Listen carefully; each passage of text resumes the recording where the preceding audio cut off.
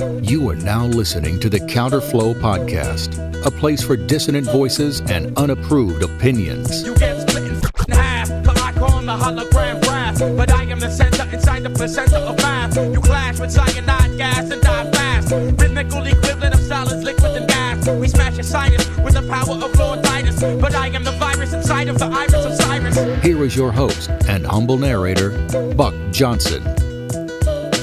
What's up, you guys? Welcome back once again to the Counterflow Podcast. As always, I am your host and humble narrator, Buck Johnson, coming to you out of Lockhart, Texas, where as I record this intro, it's my birthday, and I'm now officially old. I hope you guys had a great holiday season, a great New Year's, and for those of you who are on the old calendar and are Orthodox, had a great old calendar Christmas just a few days ago.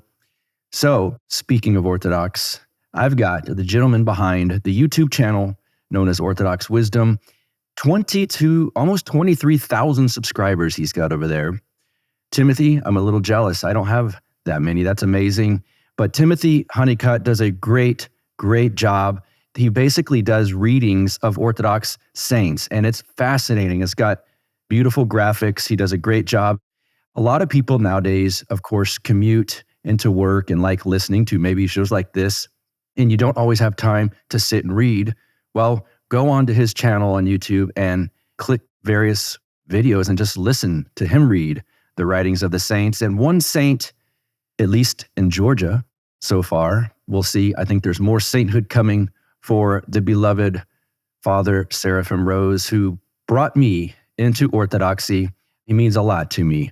Let's put it that way. And I think a lot of you guys know that. I know he means a lot to so many Americans. He's basically the biggest name in American Orthodoxy. He was a convert. He lived in the 60s in the Bay Area, where he was part of that lifestyle, that craziness out there. He was brilliant, by the way. Also, we're going to get into that. And before you know it, he is an Orthodox monk in Platina, California. He's written a number of books that I know for a fact many of you guys listening have read because we've discussed it through DMs and offline and whatnot. He specifically wrote one. Well, he didn't write it. It's actually just it's a book that was compiled of a speech that he gave. I think he gave it at a college campus, and maybe Berkeley, but I'm not positive. But anyway, the book is called God's Revelation to the Human Heart. And when I first read that, my mind, my heart, my worldview, everything was shattered and rebuilt. It's been a slow rebuild, let's put it that way, a very tough one at times, but it changed the way I saw Christianity. Most of you also know I was an atheist, and it wasn't necessarily up until I read that book, but boy, did that book have an impact. And it's it's almost like a pamphlet, to be quite honest. So I highly recommend God's Revelation to the Human Heart, as I do all of Father Seraphim's books. So we're going to take a deep dive. I can't believe it's taken me this long to do this. I've never done a deep dive into Father Seraphim Rose with Timothy Honeycutt. Welcome to the show, sir. How are you? Thank you, Buck. It's nice to be here. Thank you. Yeah. How are things on the left coast, on the west coast out there? I don't see a lot of the craziness where I am. Good. But I do see it, and I am reminded of it occasionally. So, okay. Yeah, it's good though. We have it's like a state of extremes for an Orthodox Christian. We have numerous saints, we have their relics, we have their pilgrimage sites, and then we have all the insanity. So it's very interesting. It's like St. John's relics are in San Francisco. Like the beauty, I've not been in there yet. I will at some point go in there, but the beauty you must witness inside there. And then it's like you walk out and it's like a different world. But it's just wild that's where our topic of discussion today, Father Seraphim kind of cut his teeth, so to speak, and witnessed everything that was San Francisco and the Bay Area. And then boom, off to Platina, California, in the middle of nowhere. And it's interesting. The thing about San Francisco, it's one of the most beautiful places I've ever been in my entire life, minus the stuff that's happening there on the streets and whatnot. Well, I took a ferry once from, I think it's Sausalito, back to San Francisco, and it's just like you're looking at it going, there's just there's just no place like this. I mean, it's really incredible. I know you're not in San Francisco, so sorry to harp on that, but I mean, No, but I've been there more times than I can count. I've spent a lot of time there, especially in college. I would put it down just to like go out on Land's End, which is cliffs and rocks by the ocean, and a variety of things I've done in San Francisco. So I definitely know what you mean. Have you been in that cathedral where St. John's at? Yes, thank God. Yeah, and I was at his feast day last year on July 2nd. Okay. It's amazing. It was actually the fourth time I went to an Orthodox church after going 3 times to what is my home parish now. As I went to the cathedral there, and I didn't know what to expect. I was still very kind of reticent about Orthodoxy. And my friends took me and they show me this man's body sitting in a glass. Totally normal. Right. Yeah. Yeah. And now I was not so Protestant at the time that I was just rejecting it entirely or something, but I didn't know what to make of it. It felt strange to stand in a church with a man's body that had been there for 60 years. Yeah. But I recognized, okay, there's something special here. I just couldn't really fully understand it or even feel it. But I knew something was very special there first time I visited. And when was that? 2014. Okay. So yeah. You came into Orthodoxy then, obviously, as from what I just gathered, right around that time, 2014. Yeah. I started attending regularly at the beginning of 2014, and then I was baptized in 2015. What got you into it? A friend of mine who I had a religious studies course with in college, he was Orthodox at the time, and I was very much very happy as a Protestant at the time, evangelical, Calvinist kind of Protestant. And he emailed me 9 months after we graduated, and was like, "Hey, how you doing? What's going on?" And then wrote this long paragraph about Orthodoxy. And it was the first time I think I maybe had heard about it before, but not in any detail at all. And so that started us talking about Orthodoxy, sharing our different views. And, I remember him inviting me to come and pray with him at his house and just to learn and get a feel for Orthodoxy. So that's how I learned about it. And it was a period of about 9 months where I was learning, but still very resistant, and things didn't make a lot of sense to me. But it was when my Protestantism, my basic fundamental beliefs as a Protestant started to crumble, that I knew I wanted to be a Christian. I knew I wanted to be with Christ, but I didn't know how to do that anymore. I felt like I didn't even know how to pray. How do I genuinely pray in a way that's meaningful and obedient to Christ? Things like that. So it was in that context that I started going to the Orthodox Church more and going regularly. And I tried to put on Orthodoxy, like a coat, and actually wear it and see how it felt. And that was extremely transformative. And I experienced a lot of God's enlightenment, frankly, to get me to where I needed to be. Wow. What jurisdiction is the parish that you started attending? I assume it's the one you attend now? Yeah, OCA. Okay. And it's funny, I usually ask for an intro right up front, and I haven't done that yet, but it's we're getting to it through this little chat. What was your intro to Father Seraphim Rose? So I was in that process of learning about Orthodoxy, inquiring for about 5 months, seriously inquiring for 5 months. After that period, I was just talking and not on board with much. And it was at a trip, and a lot of love was shown to me by some clergymen and lay people from a parish. And one of them owned a bookstore.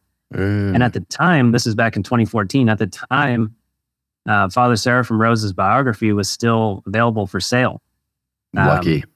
Yeah, I know. I feel like I got one of the last retail copies. Right. Since it went out of print. So I bought it, and I was intimidated, but they really insisted I read it. And I was intimidated by such a large book when generally it's difficult for me to read and finish, smaller books. Sure.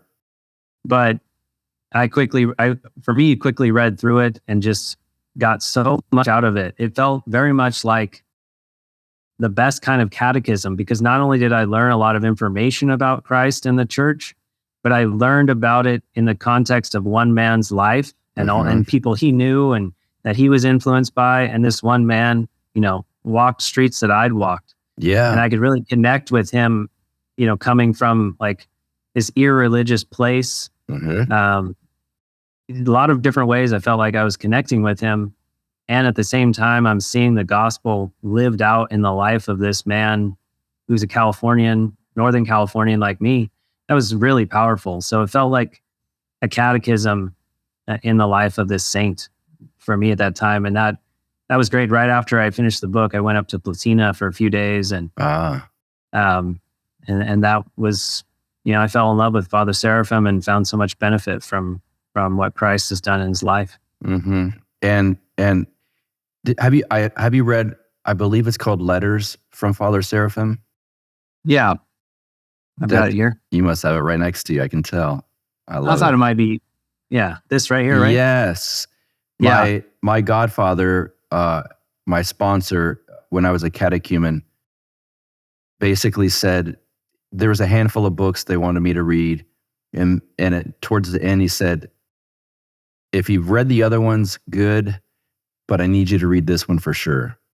Mm-hmm. And he said, you're going to understand that through the letters that you read in here, Father Seraphim Rose, his orthodoxy, his Christianity was from the heart. And it wasn't up here, it was from here.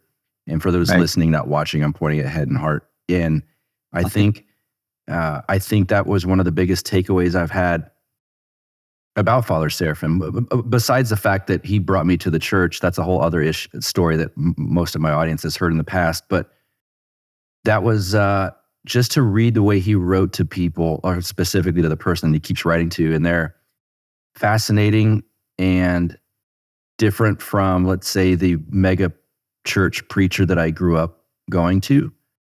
So I just thought it was beautiful. I would be remiss if I didn't let you do an intro for yourself, because we've gotten to know you a little bit already. But talk about who you are, what you do, and the Orthodox Wisdom channel on YouTube. I find extremely wonderful and valuable. And I know people that listen to this show either already love it or will love it once they discover it. So discuss those things, and then we'll jump into some more Father Seraphim talk. Yeah, so just real quick, I'm born and raised here in Northern California in the Sacramento area. I grew up with basically no religious formation. And it was in college that I became a Protestant and started my journey in that way. And then at age 25, I was baptized on Holy Saturday. Orthodox Wisdom was started coming up on 6 years ago. I simply wanted to have more of the writings and lives of the saints to listen to while I did chores, while I drove to work, things like that. And so I started really simply just recording in a really basic, low quality way for myself. And then shortly after, I thought, well, I imagine there's some other people who would also like this too. So I slowly, became aware of like, oh, I need to improve my audio quality and the way I read and my editing. I was so just very simple with it from the beginning. But at this point, it's been almost 6 years. I've tried to do one recording a week. Slowed down a little bit in the last couple of years at times when I had a couple daughters. My 2 children now, and but I thank God I've been able to keep doing it. And I think I'm just putting the teachings of the saints in my mouth, right? And trying to read them in a way that's helpful for people and make them available. And I certainly, I do my best to have a variety of teachings, a variety of saints that are covered. inevitably my own worldview and things I think are important, I'm going to choose. But I certainly try to do a variety of topics and matters. And I would love to. I want to keep going. I plan to keep going. Orthodox Wisdom on YouTube, Spotify, a few others. But thank God it's been going well. The other main thing I do is I work with Father Peter Heers and Orthodox Ethos, and I help with some of the video editing and different miscellaneous things for Orthodox Ethos. Oh, I actually didn't know that. Okay. Very cool. Yeah. He's a friend of the show, and so is his brother. I love them both. Let me ask you this.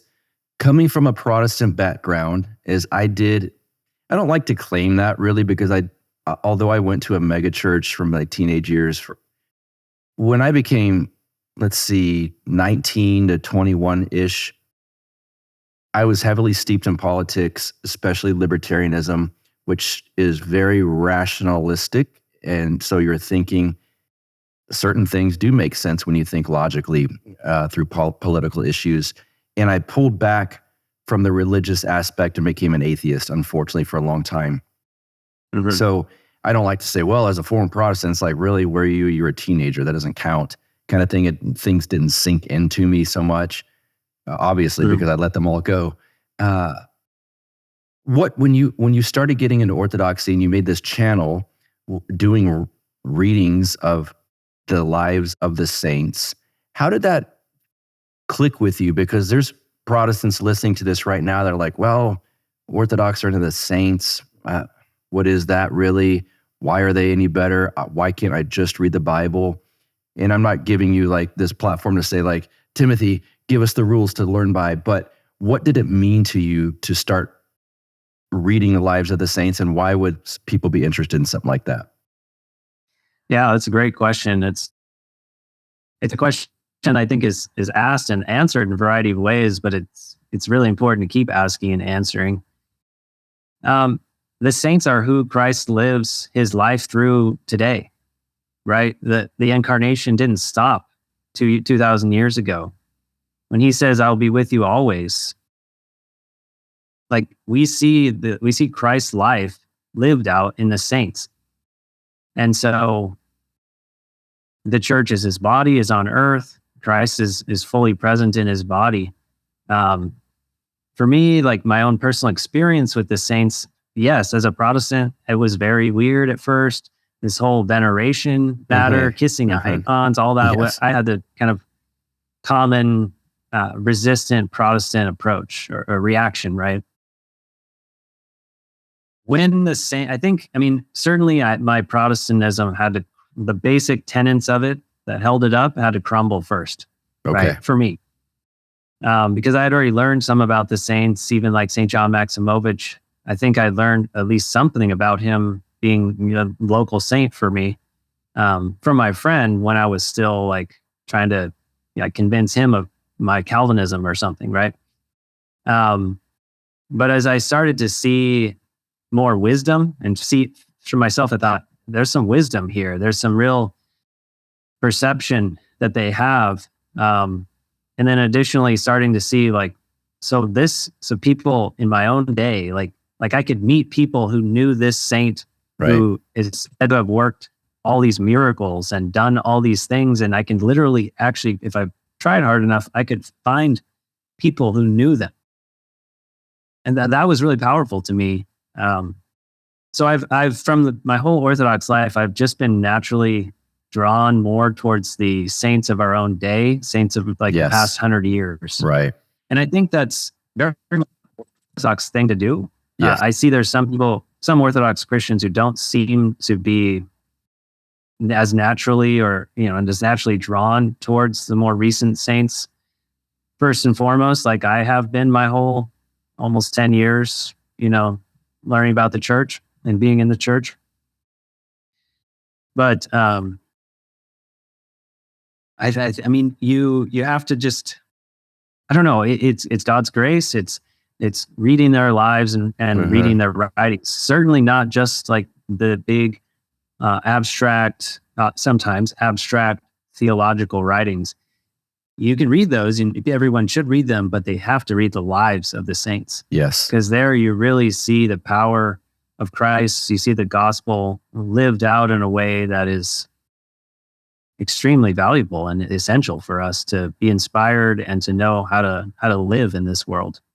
I think if someone's listening that has Christianity up here, just in the head rather than in the heart as well, and I've completely been guilty of this myself, it's hard to comprehend the theosis aspect of what we're talking about and how could a saint perform miracles? Give me a break, Timothy.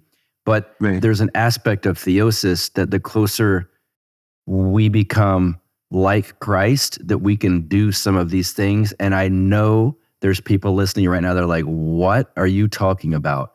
Can you touch on that for a second? Because I think that key piece is missing from a lot of, let's say, Western Christianity, how they might look at Orthodoxy and theosis and the saints. It's like there's a key piece missing if you don't grasp that part of it. So the Apostle Paul says, it's not I who live, but Christ who lives in me. And we see that in the saints. And they're distinguished as saints because they show that forth par excellence, right? All members of the church who are, in the church and struggling, they're also saints in a certain way. I mean, we see that as how the scriptures will talk about that. But the ones who are canonized, the ones who have icons and services written, and we read their lives and writings, they're the ones who have shown forth as the best examples, as the most purified, most enlightened and illumined and godlike, theosis, Christians, right? Yes. So theosis, though, is not something I've seen people say, like, I'm working out my theosis, or I'm like, I don't know, that one stands out to me, but theosis is not something we can like struggle and attain the same way as being more purified and more illumined. Obviously, it's all God's grace. We can struggle and struggle and struggle, but if he doesn't come and, live in us, as the Apostle Paul says, our struggle, is still worth something, but it's not as though we can make God our debtor.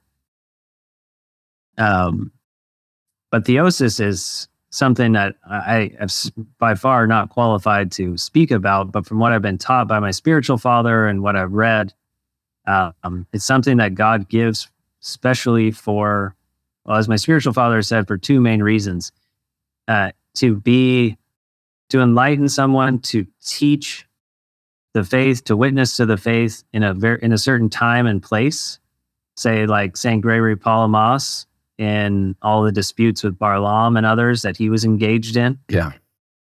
Or, and the other reason would be if the saint is struggling to such a degree with, in pursuing obedience to Christ in their ascetic practice, their fasting, their prayer, their discipline, then God may give them that experience of theosis, that gift of theosis, as an inspiration and an encouragement and as a strengthening experience, which could last a brief time or a longer time from what I've been told. That's what I've been taught. So much more than that, I don't want to say, but that's the fair. saints, Yeah. But just one more thing, I think, to try to answer your question better. Everything, I mean, the whole spiritual life, as St. Seraphim Rose says, is to acquire the Holy Spirit. The whole goal is to acquire the Holy Spirit. And we do that in a variety of ways, and we trust in God's grace in all the things that we're trying to do. So we acquire the Holy Spirit, and I think it would be accurate to say that the saints who exhibit these gifts of the Holy Spirit, whether it's in things that are much more tangible and like a miracle, like a healing and stuff, or if it's in their clairvoyance and their discernment, yes, and the way people feel sitting in their presence, because there's so much grace and love in them. That that is like Christ is so abiding in them so much, so deeply and so fully, that God's grace, his energies, they're just like coming to, how do you say it? Touching people. They're coming and meeting people in a way that moves their heart. That moves their heart. And often you may be able to put words to it. But like when I stood in the cathedral, both St. John and the whole cathedral environment being sanctified by the countless prayers over the last 60 years, God is very humble, and God doesn't force himself on us. Right. But if you come into, his presence and amongst his people, you start to pick up things. And that might be a bit of a ramble, but there's something there. No, it's good. Kind of gives me chills. I want to talk obviously with you about Father Seraphim Rose. Like I said, he and people listening probably know this. He brought me into the church 100%. There's no doubt about it. And when I first read God's revelation of the human heart, it was just mind blowing. I couldn't believe it. And such a simple little pamphlet too. It's so simple yet very complex at the same time. What does he mean to you, and what do you think he means to Orthodoxy in America at large? So Father Seraphim has helped me in so many ways throughout my life. Times I may be slipping in, becoming lazy, and whatever, he'll help correct me. I'll read something, help correct me, and bring me to more sobriety.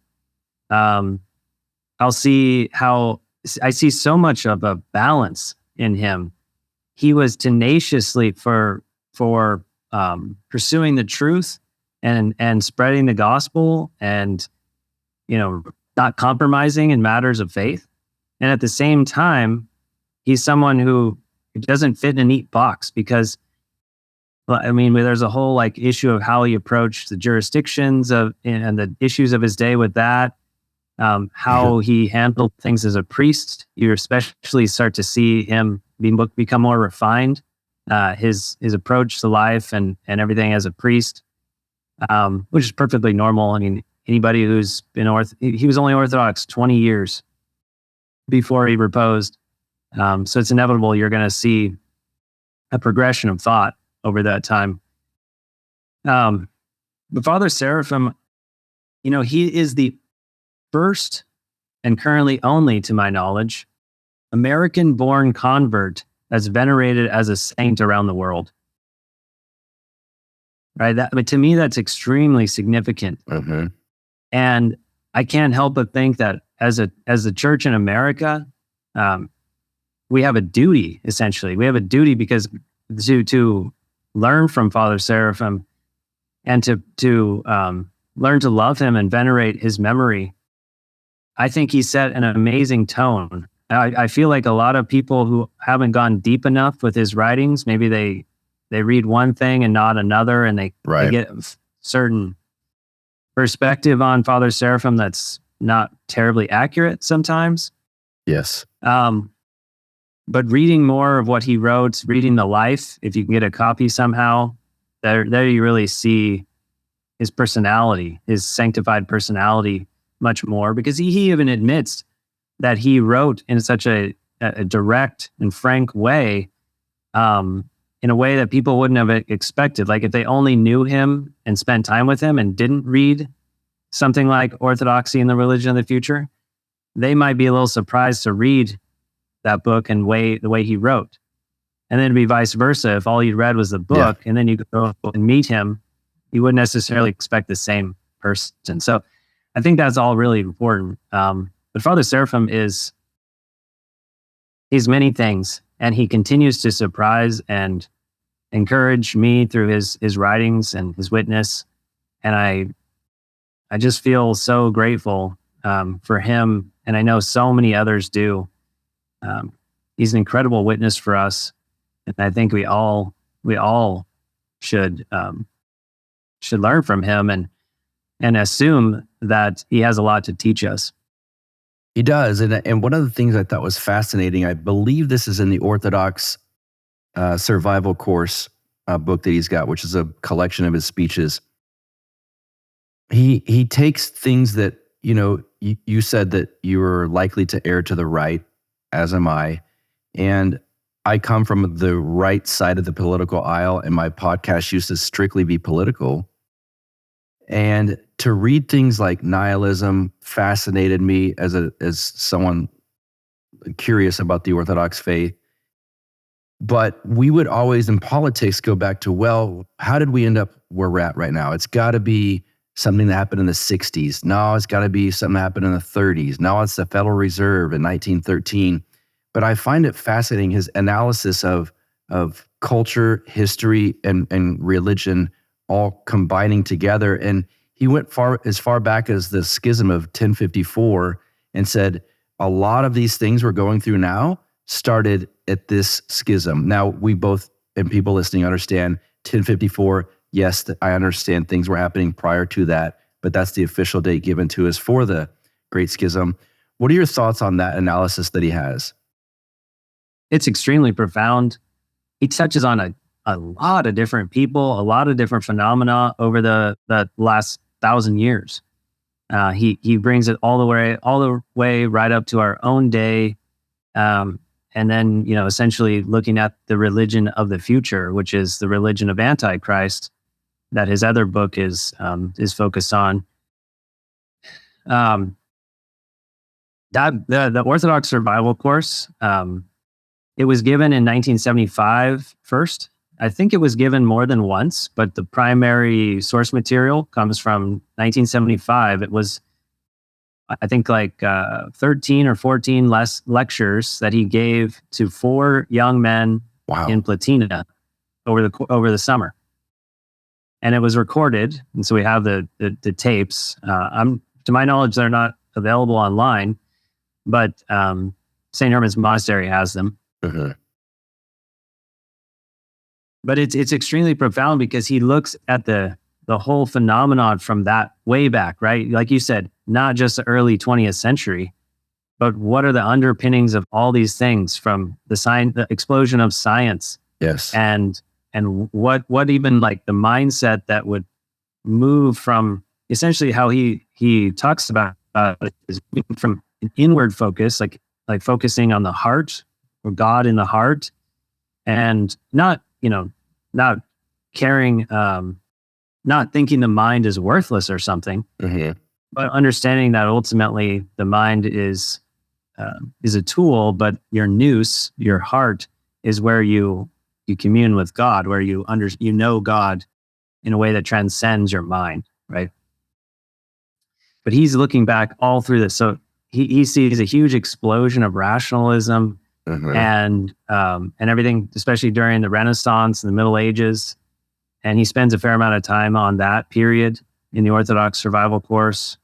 But his whole goal, as he says at the beginning, is he's like, if we don't understand what led the West to where it is now, and understand like a whole world view, then we won't be able to approach the different things that are happening in our culture, the things that'll come in the future in our own lives, right? Not just Antichrist, many of the people who will never see that. Maybe you and I will, but just in our own lives, starting today, we have an Orthodox worldview, an Orthodox way of approaching matters. This, and the last thing I'll say right now is this Orthodox Survival Course is like the fruit of all his study before he became Orthodox and shortly after. And so he was working on this magnum opus called The Kingdom of God and the Kingdom of Man. Mm-hmm. And he only finished one chapter of that big, long book that he planned. And that one chapter is the book Nihilism. Nihilism, right. Right. So you see the kind of fulfillment of all his study in academia, because he got his master's at UC Berkeley. All this study of the phenomenon of our age and of the last 1,000 years, and it's all culminated in this Orthodox Survival Course. It's a real treasure. It's a real treasure. Yeah, one of the things, again, I'm guilty of coming from the political world that I came from, and reading what he has a quote that says, "All of politics is heading in the direction of a one world government, which cannot be anything but universal slavery." And I don't know how widespread that idea was back then when he wrote that, but I read it and I was like, oh my goodness, this, like preach, brother, kind of thing. Like, I've been reading about this for at least 10 years. What are your thoughts on that sort of analysis? And I suppose it could invite some criticism from quote unquote like mainstream type people. But what are your thoughts on that? Yeah, I mean, he's certainly not the first one to say that. I mean, right. Many saints have said it in similar words, or I've kind of said it in a variety of ways. But I've thought about that quote fair amount the last couple of years, not only because of the COVID insanity that we experienced, but just thinking about the general movement of history. Right? We know how history ends. We know we know that at the same time there's all this goodness that God has made in the world, and at the same time, the most the greatest manifestation of evil will come about at the end of the world, in the person of Antichrist and his reign and people working with him.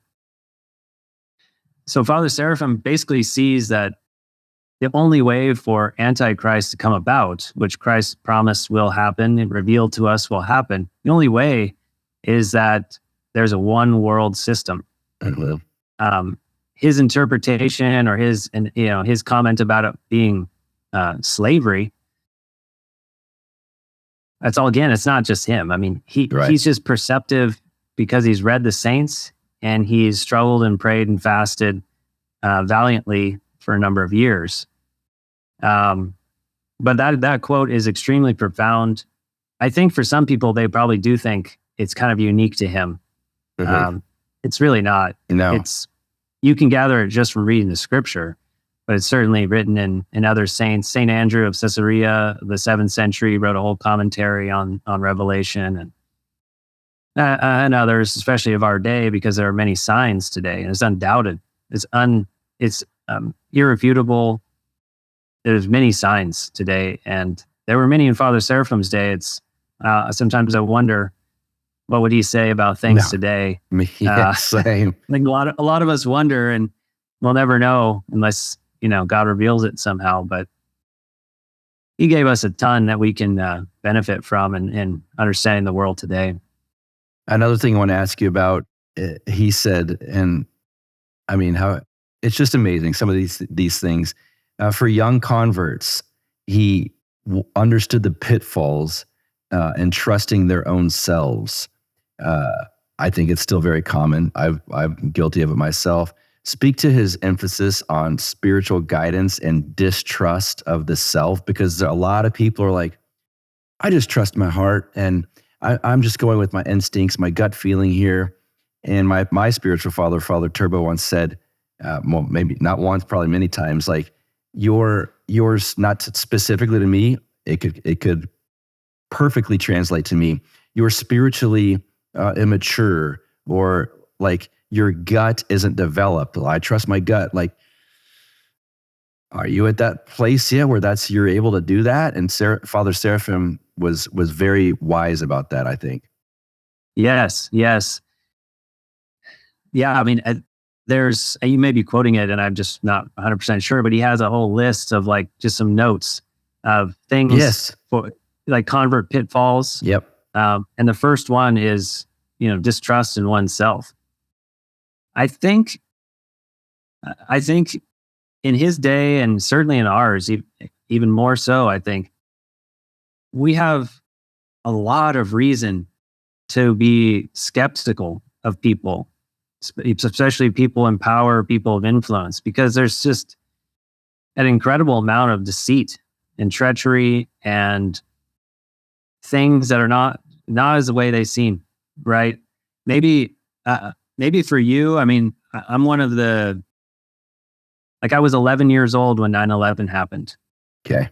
So I remember seeing it on TV, and I remember some of the aftermath. I was still real young, but as I've learned more about it, over the years here and there, and I think for a lot of people that might have been one of those things where when they learned that it wasn't what they told us, all right, in one way or another, it wasn't what they told us. Though that would be kind of like one of those shifts in people's whole paradigm mindset. Yeah. But even just implicitly, without something you can point to, even just implicitly, back in the 70s and 80s, I think there must have been a lot of sense intuitively that people were just not having a lot of reason to trust the people in power. And now everything is just is a lot more obvious and transparent. So I think that builds into it, like, well, if I can't trust these people, I have to trust myself. I can't help but wonder if that's part of what's happening. And in our day, I have to trust somebody. It's a very normal human thing to want to trust. And you may trust yourself and maybe one or two other people, your spouse or whatever. But and so I think, a lot of us come into Orthodoxy, especially as converts.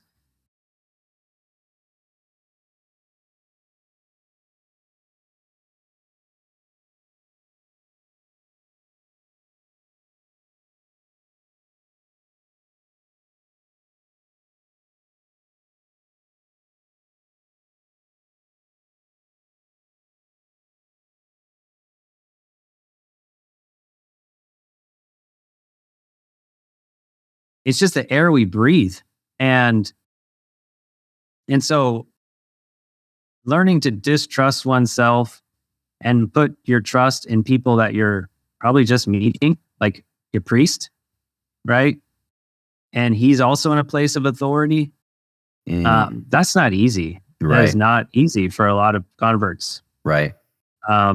So this is where, again, we see the benefit of knowing and learning from Father Seraphim, because he experienced that too.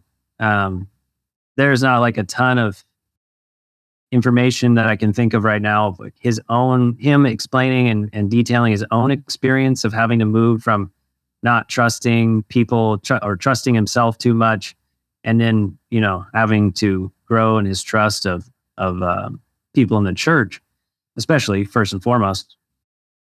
But it's absolutely essential if we're going to make any spiritual progress. I could go on about that, but I think that's probably enough to say. No, that's good. That's great. And you touched upon this earlier, and I want to hit on it again. He starts this book that we can talk about called The Orthodox Survival Course with what's called the Orthodox worldview. Another thing I found just mind-blowing, scales off the eyes. I can't unsee it anymore. And I've used that term so many times. Well, what denomination are you? And it's like, well, it's not really a denomination. It's a worldview. It's not something where you're at church on Sunday and you're taught a few things and you leave. Like, a worldview is a worldview. It's not a sect. It's not a denomination. It's something much more fulfilling and more encompassing. Can you talk to that? Well, I think you hit the nail on the head. And in Father Seraphim's first talk there in the Orthodox Survival Course is all about that, setting things up to examine the details of the last 1,000 years. And then one of the last talks he gave in his life is called Living the Orthodox Worldview. People can listen to it. You can listen to that very talk, which I highly recommend everyone does. It's easy to find on Spotify and YouTube and whatnot. But he gives many examples of the way in which we need to be careful and avoid certain things in this world, but also things that we should avail ourselves to one degree or another, or we could if we're in a certain spiritual state, right? He understood that, like, it'd be very like a puritanical sort of thing to just reject everything that is quote unquote from the world or of the world. Right. But Father Seraphim understood that, he's got people coming from atheism, from agnosticism, from places that are so far removed from Orthodoxy, he has these young men coming to the monastery, and he understood that, for the Optina elders would do some of this too, but they understood that something like classical music, like the best kind of classical music, especially the kind, as he talks about, that wasn't like intended to stir up emotions too much. He would help like expose some of the young men to that, if he felt like it would help that move them from where they were now a step forward and help develop their soul to be more receptive to the things of orthodoxy. Right. So he says, like, the whole world, it's not like everything in the world is bad. We need to, be wise and use some of the good things insofar as it's actually spiritually fruitful. Okay. Yeah. I want to ask about this. This one still is something I struggle with, and I've read parts of his book on Genesis, the creation of man. I believe it's something like that. Genesis, creation, and early man. Yeah, correct. And then he also touches on it in the Orthodox Survival course. His view on evolution, because a lot of Christians struggle with this. What are your thoughts on his analysis of it and what you gain from him? Well, it certainly ties in with trust, right? I think this is very much the kind of thing modern man has to crucify his mind on. Yes. Right? Father Seraphim himself, thought that evolution, when he was young, when he was Eugene Rose, before he's Orthodox, he understood evolution as just a given, as so many in the academic world and in the world in general do, right? But as he started to gain an Orthodox worldview, study and read different texts from the Holy Fathers, as well as, Teilhard Chardin, de Chardin, and other prominent, evolutionary theologians or philosophers, and as well as the science. He does get into the science, but that's not his first and foremost focus. It's about the philosophy of evolution, the faith, the religious aspect of the evolutionary theory. And he very rightly understands not only where the evolutionary theory comes from. It comes from totally outside the Orthodox Church, even any kind of Christianity, one could say. If I remember right, that's true. Certainly outside of Orthodoxy. And so it comes from this place foreign to the Church, and it's very much in line with the mind that would be required, the progress required for the rise of Antichrist. Mm-hmm. And I know some people, they haven't gotten themselves around to just accepting that kind of language, like the rise of Antichrist and everything. But this is what God has revealed to us, is where things are headed. Now, we may or may not be close to that now. There certainly are many signs, but something like evolution, Father Seraphim even says in a private letter, he says, evolution is perhaps the key to the philosophy of Antichrist. Because it's like so central to this idea that we're constantly making progress, human progress. Yes. Right? Humans as a collective whole are improving. Right. But Christ reveals not only that we don't evolve. Adam and Eve are real people, right? In a variety of ways that's demonstrated in the scripture. But that this idea of we're progressing is just not borne out in the scripture and what's revealed. So Father Seraphim is first and foremost not looking at the science. He does examine it. He does talk about different geological findings or anthropological, geological findings. But his main focus is, say, who are the people who knew God and what did they say? What did they reveal to us from what was revealed to them by God? And so one more thing that comes to mind is how often when we think about prophets and, like the scriptures have prophecies, it's often about the future, right? Right. But Moses, he was essentially a prophet of the past. Yes. right? Like God revealed to him the past, and then he recorded it for us in the first 5 books of the Bible. So the same sense of spiritually, noetically seeing things as they are, understanding reality as it is, which the saints have, show us in a variety of ways they do and they see. The evolution is not just false, but it's going to lead and has led to things like transhumanism and this sense of progress and moral progress, which is really just preparing the world for this monarch, this leader that everyone will submit to. Yes. And there's a lot more packed into that, but that's generally what's going on. And when I was heavily into politics, I called it the Whig view of history, meaning like, oh, everything just gets better, no matter what happens. It's like, well, if you think 2020 was better than, let's say, 2000, we could argue that all day long. Now, the most controversial thing, I won't even say what it is. I want to see what you think it is. The most controversial thing Father Seraphim wrote about or talked about. You mean like the thing people get the most worked up about and misunderstand and think he was wrong about? Yes. Yeah. It's probably the toll houses, right? Okay. Yeah, that's what I would think so. What are your thoughts on that? Every time I've seen a critique of what Father Seraphim understands about the toll houses, and then the toll house notion, I don't want to call it doctrine per se, but the toll house teachings. Every time I've seen people say, "Oh, well, Father Seraphim believed this and this is wrong," they're caricaturizing Father Seraphim. Uh-huh. It seems like they just misread him or they didn't read him at all. But every time this critique is leveled against him, I'm like, you're not reading the Father Seraphim that I'm reading, right?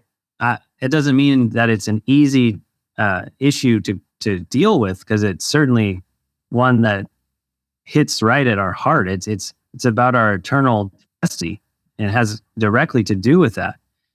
So I don't begrudge or blame anybody for struggling with the topic. But when I've seen people, reject Father Seraphim, they'll say, "Oh, he was a man of great repentance, but he got things wrong about the toll houses, and he didn't understand what was going on there." Well, if they've shared details what they think Father Seraphim said, I don't think they got it right. That's been my experience.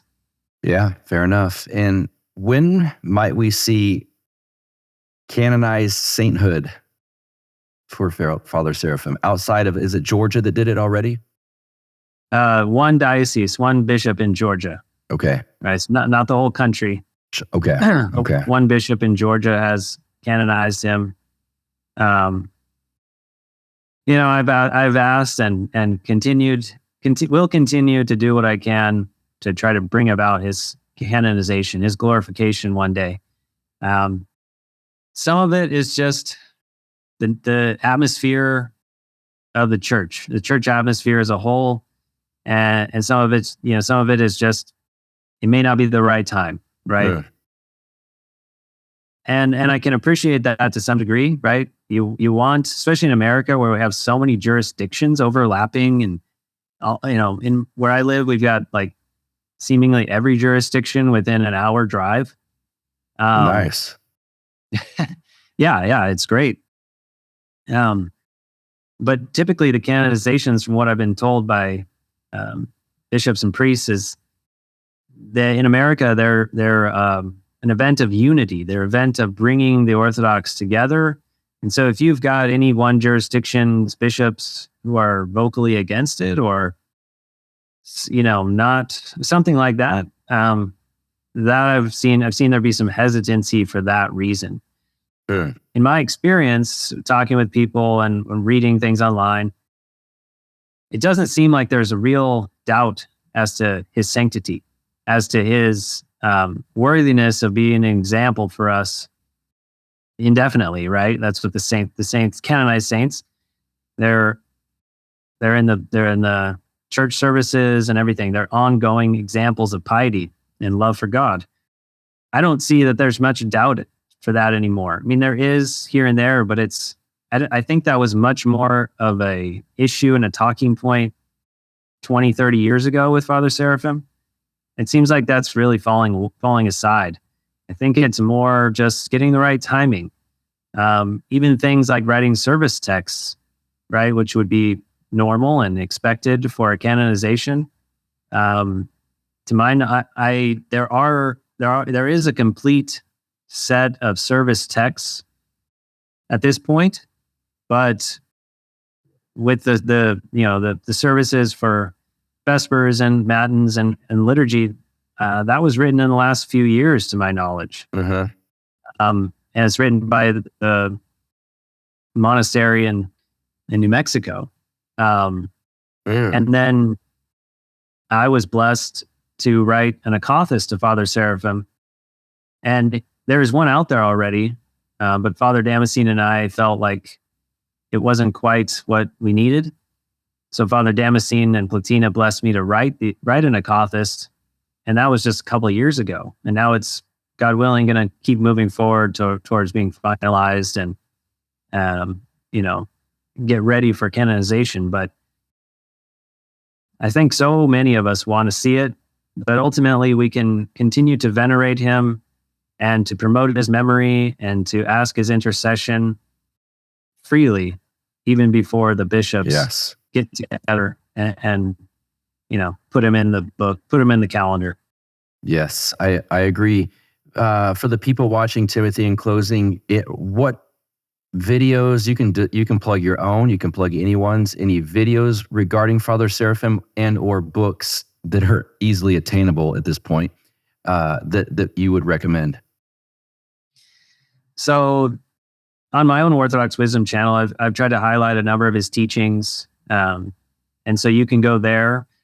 The most significant thing for sure on my channel that has to do with Father Seraphim is an interview with Father Paul Baba. Yes. Wonderful. Yeah. Wonderful. That came out. We put that out on Father Seraphim's feast day this year, September 2nd. And Father Paul Baba is a spiritual son of Father Seraphim Rose. He went to Platina over 100 times in the last 4 years of Father Seraphim's life. So you can find that. It's called Experiences with Father Seraphim Rose. In terms of, there's many lectures that he gave that you can hear himself speak. And it's just such a gift. In terms of books, I think you touched on it earlier. This is a real treasure. Yes. Letters from Father Seraphim by Father Lexi Young. It's the 12-year correspondence of Father Seraphim to Father Lexi Young. There's an immense amount of treasure there. I believe it's not too hard to find a good priced copy. You can find some PDFs and things online. Have some of the books that are out of print. In terms of what you can find in the store, that's probably the one that people are not as familiar with, but really should be. I agree. Yeah, it would be hard to read that one and think it's controversial in any way whatsoever. I couldn't imagine. Have you heard, I think I heard last year, or maybe early this year, that someone has given permission to reprint some of the books that are out of print. Are you familiar with that? The only thing that comes to mind is Father John Valadez. Yes, it might have been that I heard this from him. I'm not positive. Okay, so he in conjunction with St. Herman's Monastery are going to put out the Heavenly Realm, which are all the lay sermons that Father Seraphim, then Eugene Rose, wrote in like the early mid 60s. And these were with the blessing, and at least at the beginning, under the guidance of St. John Maximovich. Okay. And so it's great too, because St. John, when he took over as Archbishop in San Francisco, there's the Russian, periodical from the cathedral, and it's all in Russian. But he really wanted something to be in English, at least one thing in there to be in English. And he asked Eugene Rose to write what they're calling lay sermons. and those are first published in the Russian, cathedral periodical, and then they were later made into a book in the 80s. But it's been out of print, I think, since the 80s, maybe the 90s at the latest. And Father John Valadez has done. He announced it a couple of weeks ago. He announced the page layout's done, and it's near completion. And so, God willing, we'll see it come out and be available. That'd be a real treasure for everybody. Yes, it would. All right, now you've plugged your channel briefly there, but plug anything you'd like. Twitter presence, again, the channel, whatever you'd like, and we'll let you go. You can find me on Twitter, Timothy Honeycutt. I think what I would love to point people to, if they're on Telegram. Okay. I run this channel called Father Seraphim Rose, a tribute. Oh. And I try to just share everything I can that's worth, I have a variety of things, anything that's newsworthy, I want to always be sharing it there, but I try to go back through all the many, many things he did and wrote and share different things for people that they probably are not as familiar with. So that's one thing I really have benefited myself from doing, and I think it benefits other people. I'd certainly, if people are not familiar with Orthodox ethos, I highly recommend going there and learning from Father Peter and the saints that he covers. Beyond that, that's where I'd point people to for things that I'm involved with. Excellent. I'm going to link to those in this show notes page for this episode. Timothy Honeycutt, man, this has been good. Thanks for being here on Counterflow. Thank you, Buck. All right. I hope you guys learned some stuff and enjoyed the chat with Timothy Honeycutt. And let's see, for this show, counterflowpodcast.com, go to the YouTube page. Those subscriber numbers keep pumping up. Thank you guys. Got me north of 4,000 now. But go ahead and subscribe to the YouTube channel. And these drop every Tuesday right around 7 p.m. Central, sometimes an hour later, sometimes 30 minutes later. But whatever the case may be, if you got the subscription to the channel, you'll get notified. So that's the way to do that. And I'm always in the live chat as they premiere and drop on Tuesday evenings. Let's see, at Buck Rebel on Twitter. And go, of course, subscribe to Timothy's page, Orthodox Wisdom. And until next week, where we have a friend of the show who's been on a number of times. He's Orthodox. He's got, I would say, he's in the top couple of friends that I have that make predictions that seem to come true. They're not always good, by the way, but I like listening to him because whether the prediction's good or bad, so far he's pretty accurate on things. We're going to get to some predictions, to some stories that may be upcoming in the new year of 2024. Until then, you guys have a good one. We'll see ya. You get split in half, like on the hologram graph. But I am the center inside the placenta of math. You clash with cyanide gas and die fast. Rhythmical equivalent of solids, liquid and gas. We smash your sinus with the power of Lord Titus. But I am the virus inside of the iris of Cyrus. Like the sound of the Counterflow podcast? Our audio production is provided by Podsworth Media. Check them out at podsworth.com.